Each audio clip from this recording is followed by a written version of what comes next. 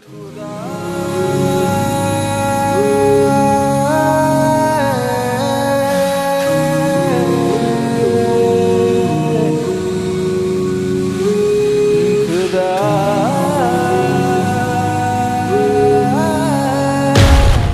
বহু গল্প শুনেছেন, কিন্তু দাফনপুরের গল্প কখনো শোনেননি, যেখানে জোড়া খুন করা হয়েছিল।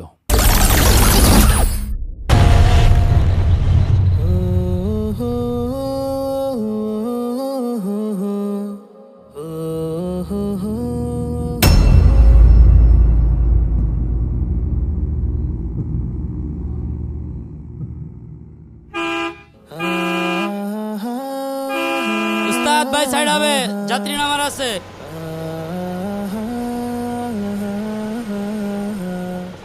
এই দাফনপুর দাফনপুর দাফনপুর ছেড়ে গেল। এই যাওয়া লোক আসেন, এই যাওয়া লোক আসেন। এই দাফনপুর দাফনপুর দাফনপুর ছেড়ে গেল। এই যাওয়া লোক আসেন, এই যাওয়া লোক আসেন। এই যাওয়া লোক আসেন, এই যাওয়া লোক আসেন। মামা কই যাবেন? দাফনপুর যাব। মামা গেলি দেরি করেন না, ওঠেন ওঠেন।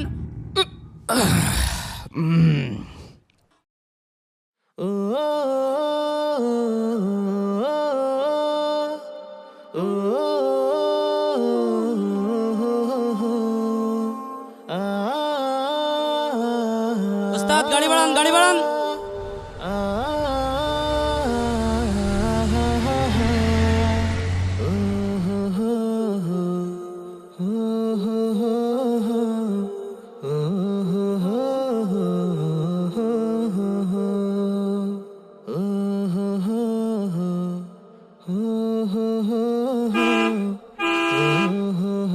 উস্তাদ গাড়ি বাড়ান, গাড়ি বাড়ান।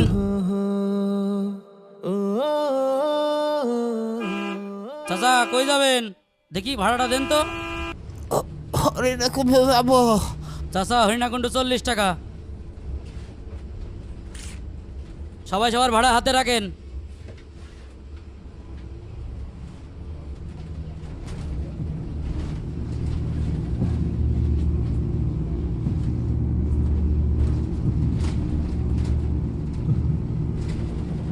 দেখি তো চাচারে একটা ফোন করে দেখি চাচা কি বলে।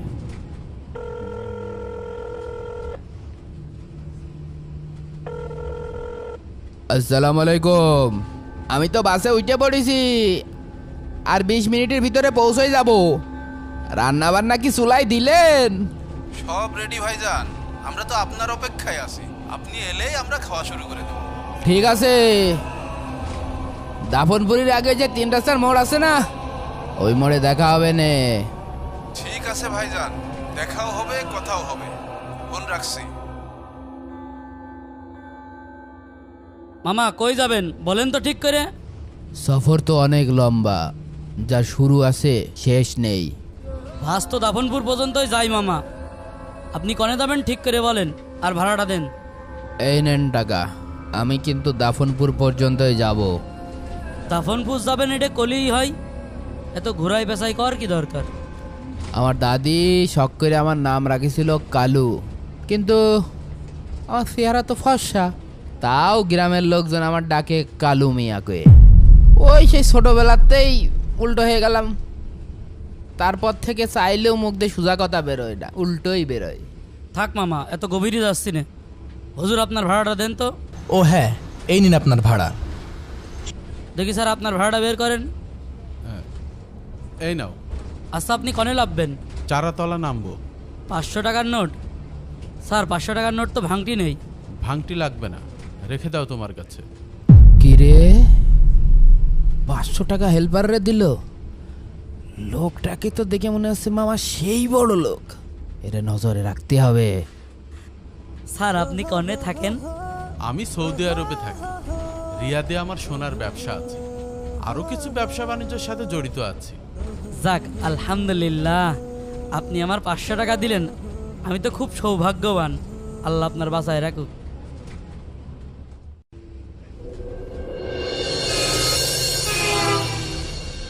ওই ওই ওই ওই মামুর বেটা, ওই ভাই চাপ্পা, ওই ভাই সাইকেল, ওই সামনে ডাবল আসছে। উস্তাদ বাইলান বাইলান, যাবে যাবে যাবে এভাবে যাবে যাবে যাবে যাবে, চালান চালান চালান। ওই বেটারি ওই ওই জেদি ওই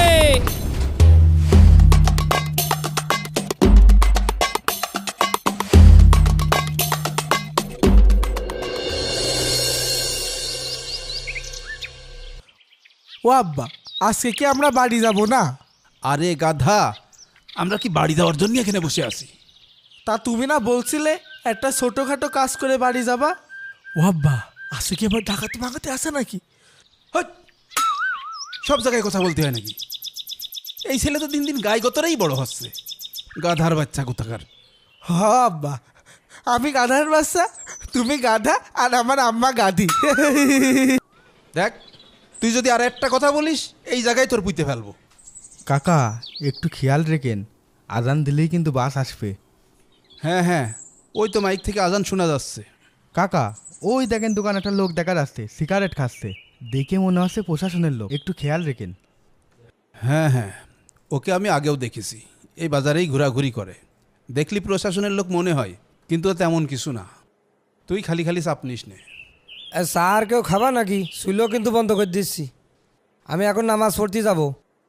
না ভাই, ওই যে আমাদের বাস চলে এসেছে, আমাদের আবার বাসে উঠতে হবে। আব্বা চলো।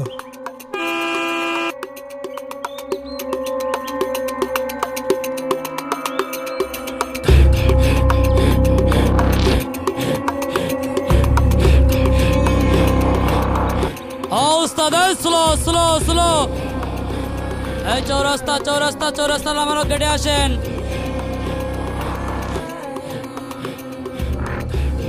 এই চৌরাস্তা নামেন চৌরাস্তা নামেন, পরে ওঠেন আগে নামালো ক্লাব দিতেন। হ্যাঁ হ্যাঁ চল। এই মামা আপনারা কনে যাবেন? এই তো সামনে যাবো। এই তোরা দেখে শুনে বাসে উঠ। চলেন চলেন ওঠেন ওঠেন ওঠেন ওঠেন, আগে বাড়ান আগে বাড়ান। ওস্তাদ বাড়াবে বাড়াবে বাড়াবে।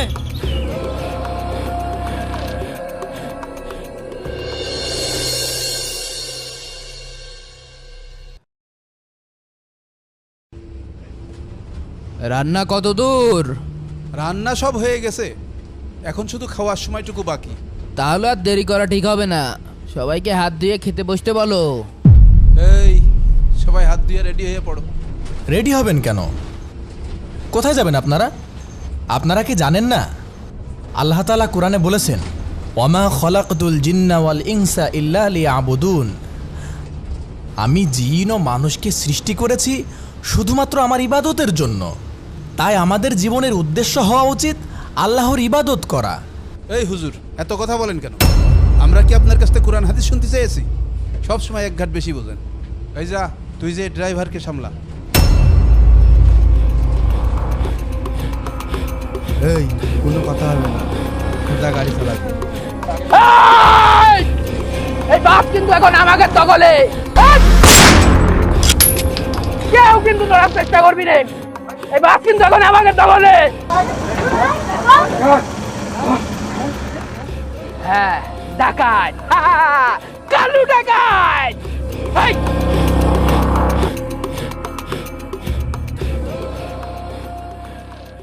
এই বাস এখন আমাদের দখলে।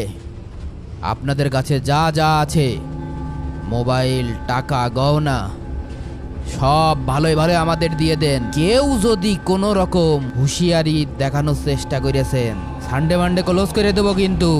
ও আব্বা, আমি তো ভাবলাম বাসে উঠলাম বাড়ি যাওয়ার জন্য, তা এখন তো দেখি পুরো বাসই ডাকাতি করে ফেলাই দিয়েছো। এই তুই দেখছিস না আমি ভাষণ দিচ্ছি? আমার কথা বাসের প্রত্যেকটা প্যাসেঞ্জার মন দিয়ে শুনছে। আমার কথার মাঝখানে কথা বললি কেন? হ্যাঁ? এই যে ভাই, আপনার নামটা যেন কি বললেন?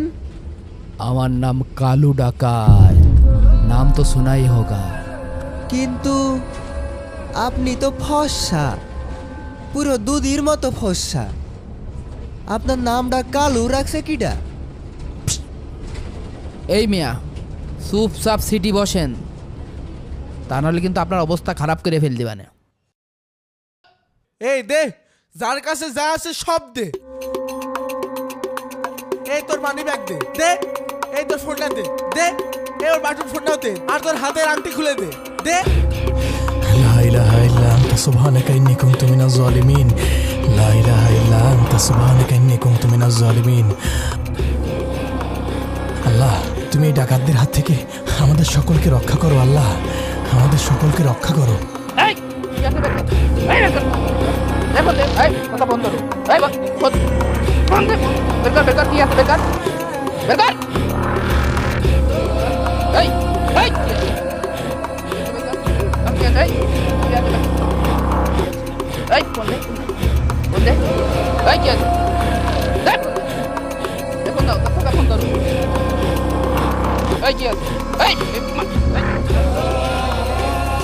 কি আছে তোমার কাছে?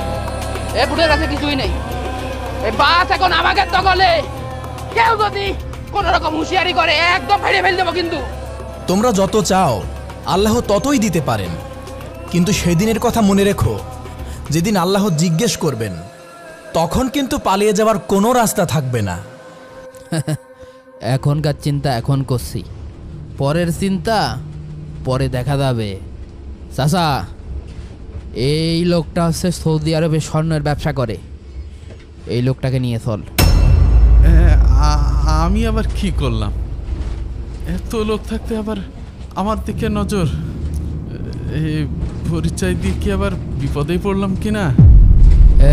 এই হুজুরটাকেও নিয়ে চল, তারপর ওর বাড়ি ভাঙছি। এই যা, ওইটারে নিয়ে আই।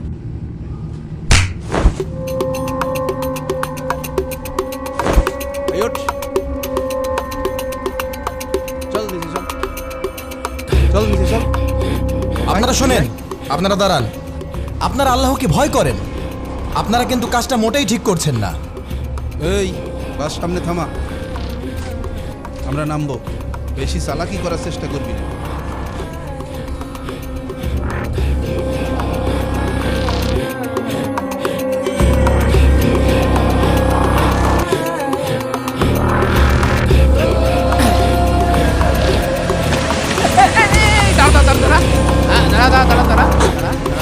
এই সব নাম, সব নাম, নাম নাম নাম নাম। এই বড়, এই বড় নাম এদিকে। এই ড্রাইভার, ড্রাইভার, গাড়ি ভাড়া, গাড়ি ভাড়া, গাড়ি ভাড়া। এই গুলি করবা কিন্তু, গাড়ি ভাড়া, ভাড়া, ভাড়া।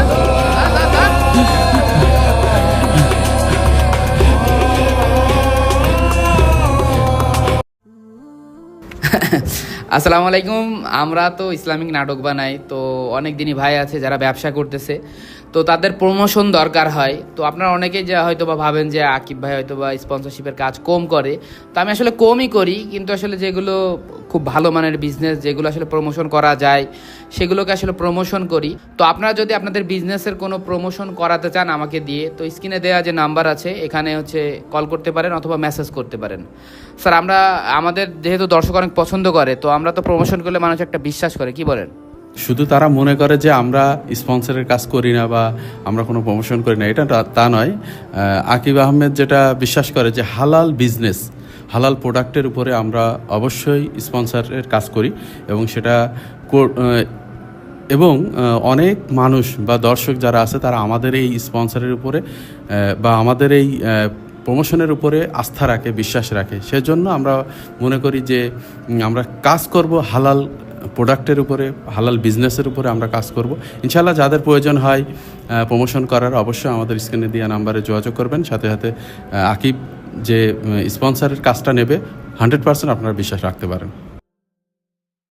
ডাকাতরা ব্যবসায়ীকে ধরে নিয়ে যায় দাফনপুর গ্রামের গভীর এক জঙ্গলে। তারপর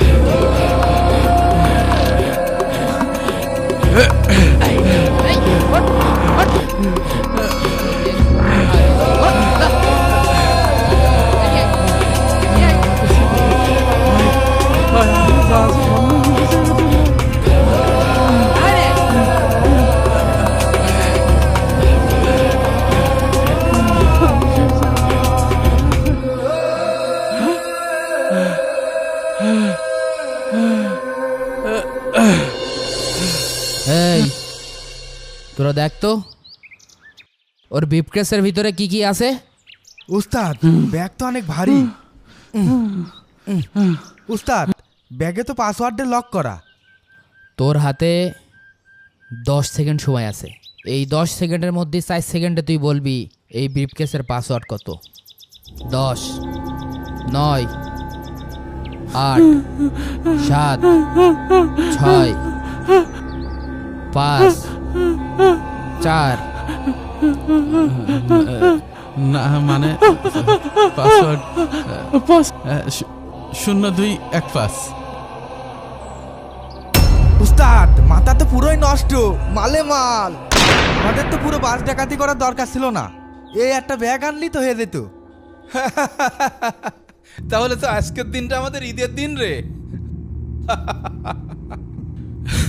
ভাই ভাই আমার কাছে যা আছে সব নিয়ে যান, কিন্তু আমাকে ছেড়ে দেন।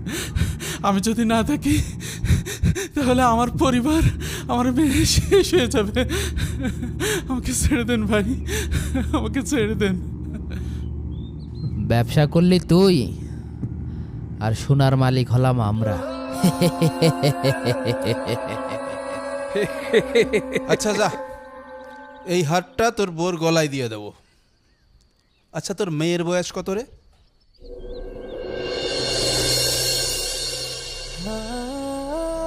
জহির, আমি তো এই মাসেই দেশে ফিরতে যাচ্ছি, তো আমার ভিসার কাজটা কি কমপ্লিট হয়েছে?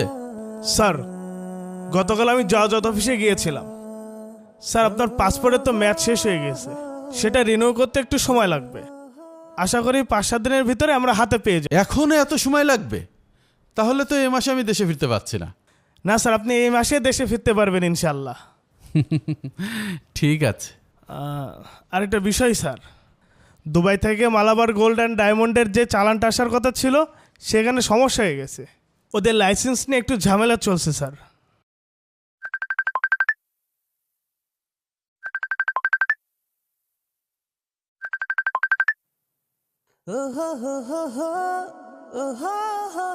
হ্যালো মামুনি, কি খবর তোমার? তুমি কেমন আছো আম্মু? আমি তোমার সাথে কথা বলবো না। কেন মামুনি, তুমি আমার সাথে কথা বলবো না কেন? আম্মু কি তোমাকে বকা দিয়েছে? দাঁড়াও, আমি তোমার আম্মুকে বকা দিয়ে দিচ্ছি। কেউ আমাকে বকা দিইনি। তাহলে কি হয়েছে মামুনি, আমাকে বলো। কি মামুনি, কথা বলছো না কেন? আমি সব বুঝতে পেরেছি। আমার ছোট্ট মামুনির একটা টেডি লাগবে, তাই তো? না, আমার কিছু লাগবে না। তুমি কবে বাড়ি আসবা তাই বলো। হ্যাঁ মামুনি, এই তো আমার ভিসা প্রায় রেডি হয়ে গেছে। আমি খুব তাড়াতাড়ি দেশে ফিরবো আম্মু। সত্যি বলছো তো আব্বু? আব্বু আমি তোমার খুব মিস করি আব্বু। আর আসার সময় তোমার জন্য অনেক গয়না নিয়ে আসবো মামুনি। আব্বু আমি গহনা দিয়ে কি করব? তুমি তো এখন অনেক ছোট, কিন্তু আমার এই ছোট্ট মামুনিটি সব সময় তো আর ছোট থাকবে না, এক সময় অনেক বড় হবে। তখন তোমাকে বিয়ে দিয়ে দিব, আর ওই সময় এই গয়নাগুলো দিয়ে তোমাকে রাজকন্যার মতন সাজিয়ে দিব আম্মু। ঠিক আছে আব্বু, তুমি তাড়াতাড়ি চলে আসবা। আচ্ছা মামুনি, আমি এখন রাখছি, কেমন? ওকে, বাই বাই। ও হ্যাঁ জহির, তুমি যেন কি বলছিলে? স্যার মালাবার গোল্ড অ্যান্ড ডায়মন্ডসের চালানটা আটকে গেছে। ওদের লাইসেন্স ইস্যুতে কাস্টম থেকে সার পাচ্ছে না। জহির, আমি কোনো কথা শুনতে চাই না। যত দ্রুত সম্ভব এই সমস্যাটা ক্লিয়ার করো। ওইদিকে বাংলাদেশে আমার মেয়ে আমার জন্য অপেক্ষা করছে। ওকে স্যার, আপনি টেনশন করেন না, আমি দেখছি।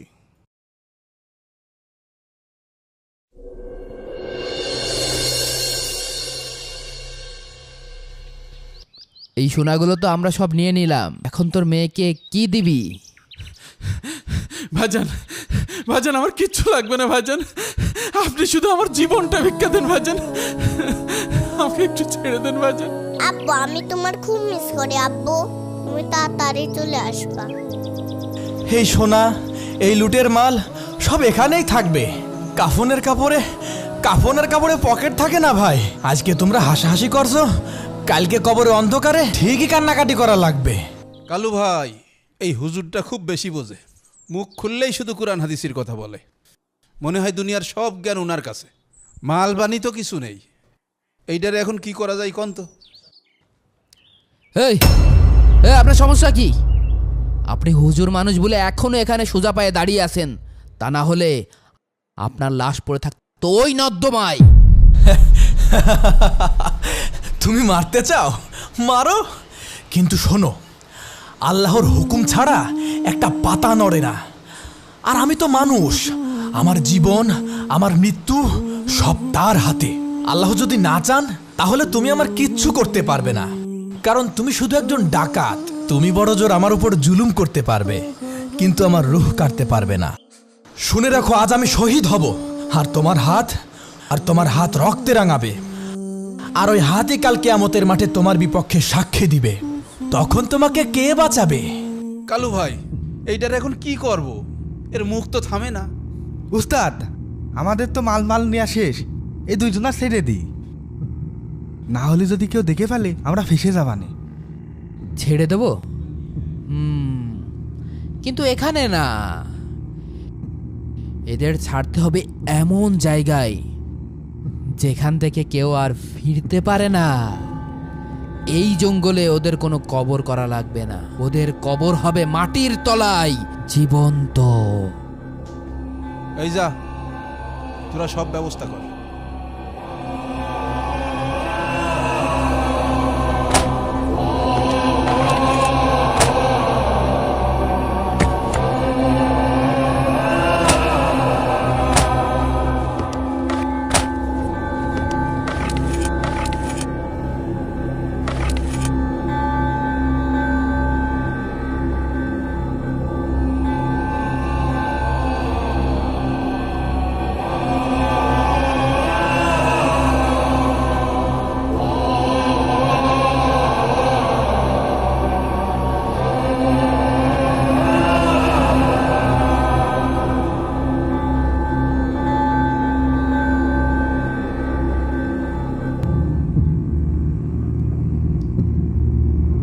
এই ঘর ঘর ঘর, ওদিক ঘর ঘর ঘর। Sir sir sir sir sir sir sir,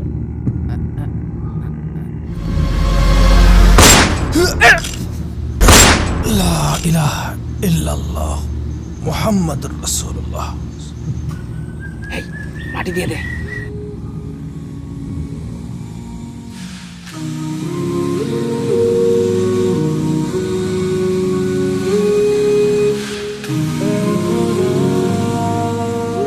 আমার মেয়ে আমাকে বলেছিল, আপু দেশে আসো। আমি বলেছিলাম আমি গহনা নিয়ে আসব। আজ এই গহনায় আমাকে কবর বানালো।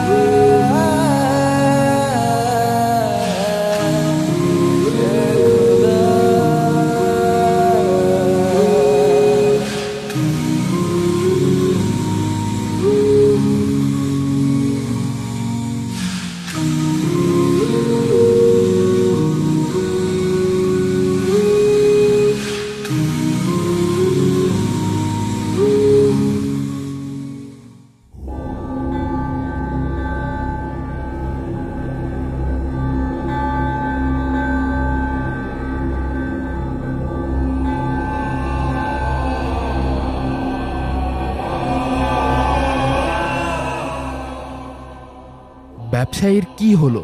ব্যবসায়ী কি বেঁচে আছে? জানতে কমেন্ট করুন, পার্ট 2 চাই।